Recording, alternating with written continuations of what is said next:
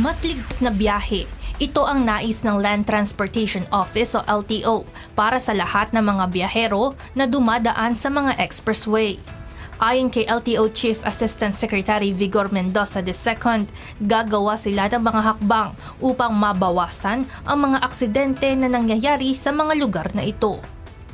We like to create that kind of culture pag pumasok sa expressway.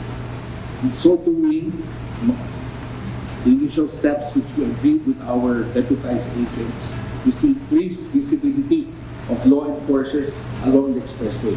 Kasama na rito ang pagdaragdag ng mga ilaw sa mga highway, pagkakaroon ng speed gun checks at pag-iikot ng mga LTO mobiles sa mga fixed stands o mga hintuan ng mga sasakyan. Dagdag pa ni Assistant Secretary Mendoza, mas hihigpitan nila ang panghuhuli pagdating sa mga nag-o-overspeeding. People will be more conscious. Dahil na sinasabi parati, road safety to shared responsibility. Hindi porke nakatingin sa kaliwa yung enforcer, tatakbo ka sa kanan. Tapos na po magiging ang araw dito. Kasabay ng pagtitiyak ng kaligtasan ng mga biyahero sa mga freeway, mas hihigpitan na rin ang enforcement, lalo na pagdating sa licensing. Ito'y upang masiguro na tanging mga maayos at responsabling mga driver lamang ang mabibigyan ng lisensya upang makaiwas sa iba't ibang trahedya sa kalsada.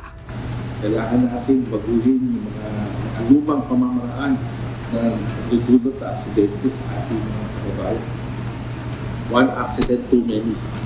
Kasi ang ating goal, expressway, zero accidents. Ivan Alvarez, UNTV News and Rescue. Diyos ang aming sandigan, serbisyo publiko ang aming pinahahalagahan.